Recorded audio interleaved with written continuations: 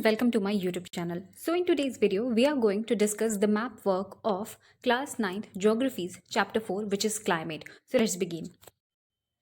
तो हमें जो क्वेश्चंस दिए गए हैं ये है कि आउटलाइन मैप इंडिया का लेना है और उस पर हमें ऐसे एरियाज़ को मार्क करना है जहाँ पे फर्स्ट 400 सेंटीमीटर से ज़्यादा रेनफॉल हो, सेकंड में मार्क करना है ऐसे एरियाज़ जहाँ पे 20 सेंटीमीटर से कम रेनफॉल हो, और थर्ड क्वेश्चन है कि जो डायरेक्शन है साउथ वेस्ट मानसून का ओवर इंडिया उसको शो करना है मैप में।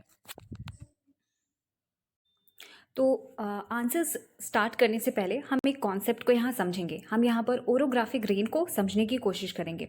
ओरोग्राफिक रेन में क्या होता है कि कोई माउंटेन या फिर कोई फिजिकल स्ट्रक्चर जो है वो क्लाउड्स के सामने बैरियर की तरह आ जाता है और जिसकी वजह से क्लाउड्स जो है सैचुरेट होकर उस साइड रेनफॉल क्रिएट करते हैं।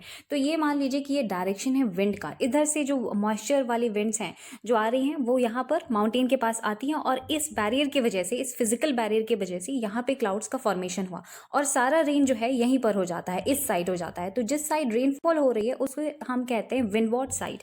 इसी साइड सारा का सारा रेनफॉल हो जाता है और ये जो ऑपोजिट साइड है वो ड्राई रह जाता है, सूखा रह जाता है। इस साइड को हम लीवार्ड या रेन शैडो एरिया भी कहते हैं। तो अभी जो हम क्वेश्चंस डिस्कस करेंगे उसमें हम देखेंगे कि किस तरह से माउंटेन्स का रोल होता है रेनफॉल कंट्रोल करने में। तो सबसे पहले हम डिस्कस कर रहे हैं कि कौन से एरियाज 20 सेंटीमीटर से भी कम रेनफॉल रिसीव करते हैं। तो यहाँ पर हमने इंडेक्स बनाया हुआ है। इंडेक्स में देखिए ये जो सर्कल है वो रिप्रेजेंट कर रहा है 20 सेंटीमीटर ऑफ रेनफॉल और जो स्टार लाइक सिंबल है विथ पर्पल कलर वो इंडिकेट करेगा areas receiving more than 400 centimetre of rainfall. तो यहाँ पर देखिए ये राजस्थान का नॉर्थ वेस्टर्न एरिया है जहाँ पर 20 सेंटीमीटर से भी कम रेनफॉल रिसीव किया जाता है। ऐसा इसलिए होता है क्योंकि यहाँ पर अरावली माउंटेन रेंजेस हैं। जो साउथ वेस्ट मानसून विंड्स आती हैं वो इस माउंटेन रेंज के पैरेलल होकर इधर से निकल जाती हैं और ये एरिया जो है ये रेन शैडो एरिया में पड़ जाता है, जिस वजह से ये एरिया पूरा ड्राई रह जाता है। तो यहाँ पे अरावली हिल्स की वजह से अरावली रेंजेस का होना यहाँ पर डिजर्ट जैसे कंडीशंस को क्रिएट करता है। तो ये फैक्टर है कि यहाँ पे 20 सेंटीमीटर से भी कम रेनफॉल होता है। सिमिलरली तो ये जो नॉर्दर्न मोस्ट एरिया है इंडिया का, यहाँ पे भी आप देखेंगे लद्दाख वाली रीजन में कि 20 सेंटीमीटर से भी कम रेनफॉल हो रहा है। यहाँ पे भी बहुत सारे माउंटेन रेंजेस हैं जैसे कि पीर पांजाल, जांस्कर और लद्दाख रेंज जो कि विंड्स को रोकते हैं और यहाँ पे रेनफॉल उतना नहीं हो पाता, ये ड्राई रह जाता है एरिया। और भी फैक्टर हैं, जो साउथ वेस्ट मानसून विंड्स आती हैं वो नीचे से आ रही होती हैं, बहुत दूर से आ रही हैं और यहाँ तक पहुँचते पहुँचते सारे विंड्स का मॉइस्चर जो है वो कंपैरेटिवली बहुत ही कम बचता है। इस वजह से भी ये एरिया जो है इतना यहाँ पे रेनफॉल नहीं ऑब्जर्व किया जाता। तो दो एरियाज़ आपको मेनली यहाँ पे लोकेट करने हैं, एक नॉर्थ वेस्टर्न राजस्थान और ये लद्दाख वाला रीजन जहाँ पे 20 सेंटीमीटर से भी कम रेनफॉल होता है। नेक्स्ट हम देखेंगे ऐसे एरियाज जहाँ पे 400 सेंटीमीटर से भी ज़्यादा रेनफॉल होता है। तो सबसे पहले यहाँ हम देख लेते हैं वेस्टर्न घाट्स। तो ये वेस्टर्न घाट्स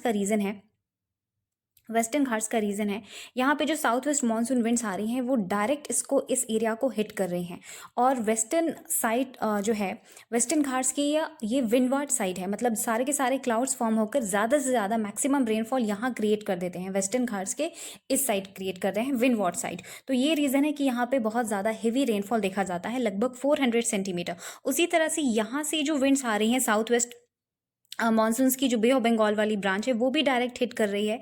मेघालय हो गया और आपका नॉर्थ ईस्टर्न रीजन जो है जैसे कि अरुणाचल है, सिक्किम और थोड़ा बहुत वेस्ट बंगाल का पार्ट्स, ये सब आप देख सकते हैं कि हेवी रेनफॉल एरियाज़ है। मेघालय में वर्ल्ड का सबसे ज़्यादा रेनफॉल रिसीव करने वाला प्लेस भी है मौसिनराम और चेरापंजी इतनी ज़्यादा यहाँ पे स्ट्रॉन्ग रेनफॉल होती है जिसके वजह से यहाँ का जो सरफेस है वो पूरी तरह से इरोड हो गया है और यहाँ पे वेजिटेशन उतनी अच्छी नहीं हो पाती क्योंकि बहुत फोर्स से यहाँ पे रेनफॉल होती है। तो ये कुछ एरियाज़ हैं जहाँ पे 400 सेंटीमीटर से भी ज़्यादा रेनफॉल होती है। तो ये आप देख सकते हैं वेस्टर्न घाट वाला रीजन हो गया और ये नॉर्थ ईस्टर्न रीजन हो गया, ये सब आपको मार्क करना है। तो थर्ड क्वेश्चन ये था कि हमें इंडिया पर दिखाना है साउथ वेस्ट मानसून्स का डायरेक्शन क्या होगा। तो ये देखिए जो साउथ वेस्ट मानसून विंड्स आ रही होती हैं वो इस तरफ से आ रही हैं साउथ वेस्ट मानसून विंड्स। तो इनकी ये दो ब्रांचेस में बढ़ जाती हैं। एक है अरेबियन सी वाला ब्रांच जो आप यहाँ पे देख सकते हैं, कुछ ऐसे जा रहा है, इसका मूवमेंट एरो से हमने इंडिकेट किया है कि ये कैसे पूरे इंडिया की तरफ आ रहा है। और एक ब्रांच जो है वो बे ऑफ बंगाल वाले साइड से आकर इंडिया पे आ जाती है। तो और फिर ये होते हुए यहाँ देखिए, यहाँ पे अरावली के पैरेलल होते हुए निकल गई और ये हिमालयस की तरफ बढ़ रही है। तो ये कुछ पूरे इंडिया में इस तरह से साउथ वेस्ट मानसून्स का डायरेक्शन होता है। इसको आप मैप पे इस तरह से डायरेक्शन एरो की मदद से शो कर सकते हैं। तो यहाँ पर इस डायरेक्शन के पीछे का हम रीज़न समझने की कोशिश करेंगे। तो क्या होता है कि समर टाइम पे ये साउथ वेस्ट मानसून्स जो हैं हमारे इंडिया पे के ऊपर फैल जाती हैं।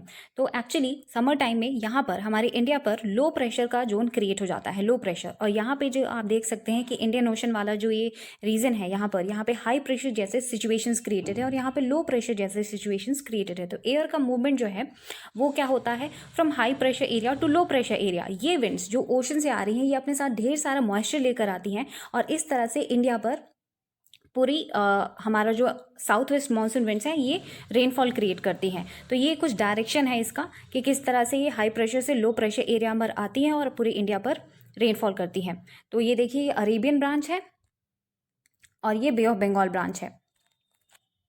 तो आपको ये भी पता होगा कि ये जो विंड्स आ रही हैं अभी तो इनका डायरेक्शन कुछ ऐसा है, साउथ ईस्ट डायरेक्शन है, पर ये इधर से साउथ वेस्ट डायरेक्शन से होते हुए इंडिया में आती हैं। एक्चुअली इक्वेटर क्रॉस करने के बाद ये विंड्स जो हैं कोरियोलिस फोर्स के अंडर आती हैं, इन्फ्लुएंस में आती हैं। और कोरियोलिस फोर्स जो है उसका नेचर है कि वो नॉर्दर्न हेमिस्फीयर में विंड्स के डायरेक्शन को राइट साइड डिफ्लेक्ट कर देती है। तो ये जो विंड्स ऐसे आ रही थी, ये जब इक्वेटर क्रॉस करती हैं तो इनका डायरेक्शन जो है राइट साइड की तरफ हो जाता है और अब ये क्या हो जाती हैं, साउथ वेस्ट मानसून विंड्स। और इस तरह से ये एरोज आपको शो किए गए हैं।